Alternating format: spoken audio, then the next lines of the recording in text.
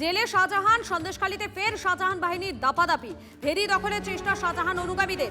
বাড়িতে ঢুকে হুমকি মারধরের অভিযোগ। শাহজাহান ঘনিষ্ঠ কয়েকজনের বিরুদ্ধে নেজর থানায় অভিযোগ দায়ের।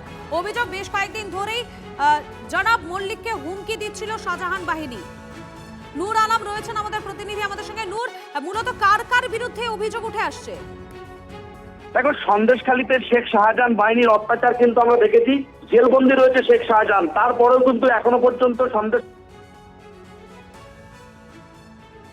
নূর, শোনা যাচ্ছে? আমাদের সঙ্গে আমাদের প্রতিনিধি যোগাযোগ বিচ্ছিন্ন হয়েছে। আপনাদেরকে শোনাবো, যিনি অভিযোগ করছেন তার কি বক্তব্য। তারা আমাকে উপরে অ্যাটাক করেছে, তারা তো কোনো পার্টির নয়, তারা তো গুন্ডামি মূলত। এবং এভাবে বলছে যে তোকে জাহানে মেরে দেবো, মেশিন দিয়ে তোকে কেস দিয়ে থানায় তুলে দেবো, কালকের সকালে যেন তোর এই গ্রামে না দেখি, এবং তোর এই ঘেরে উঠবি না, যে ঘেরটুকু আছে সেই ঘেরে উঠবে না। আমি এক প্রশাসনের দ্বারস্থ হয়েছি, যিনি মুখ্যমন্ত্রী হয়েছে তাঁর কাছেও আমার বিনীত আবেদন। আমরা নিরীহ মানুষ, আমরা তাঁর কাছেও আবেদন করছি যেন আমাদের সুবিচার পাই।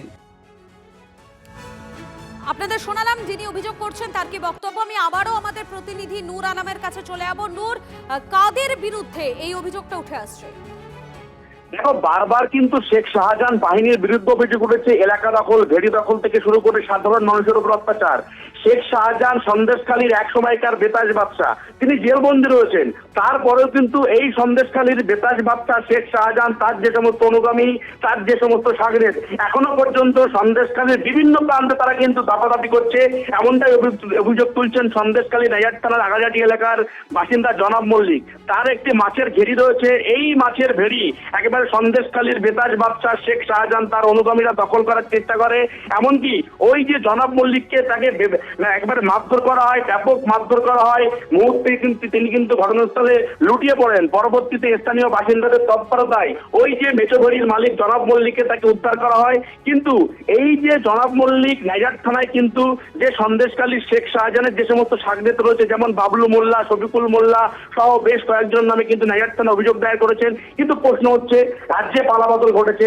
এর আগে আমরা দেখেছি এই সন্দেশখালীর শেখ শাহজাহানের বিরুদ্ধে অভিযোগ উঠেছিল। জেল থেকে তিনি কিন্তু গোটা সন্দেশখালীর কন্ট্রোল চালাতেন, অর্থাৎ জেল থেকে তিনি কিন্তু মোবাইল ফোনের মাধ্যমে সন্দেশখালীর গোটা নেটওয়ার্ক তিনি চালিয়ে যেতেন। তারপরেও এখনো দেখা যাচ্ছে এই সন্দেশখালীতে কিন্তু শেখ শাহজাহান, তার দলবল, তার সাগরেদ, তারা কিন্তু এখনো পর্যন্ত সাধারণ মানুষের বাড়িতে গিয়ে হুমকি দিচ্ছেন। শাহজাহানের বিরুদ্ধে যে অভিযোগ, সেই অভিযোগ কিন্তু আরো একবার সামনে আসছে। ধন্যবাদ তোমাকে। লাথি মারছে, এই দরজা খোল, আমি দরজাটা খুলিনি গো। এবার আমার বাড়িতে বাইক ছিল, বাইকটা ভাঙচুর করে দিয়ে কেন করছে, আমার স্বামী পার্টিতে একটু ঘুরতো, সেই হয়তো সূত্র করে। তারা কার লোক, তারা যে দাপাদাপি করছে আপনাদের বাড়িতে এসে হামলা? এই মূলত আমাদের গ্রামের লোক, তা সাধারণ শেখেরই লোক। কিভাবে হচ্ছে সেটা মাদকের হয়তো ইঙ্গিত নিয়ে করছে। আপনারা কি চাইছেন এখন? আমরা চাইছি যে সাদা হোক, আমাদের গ্রামে এরকম যেন না হয়।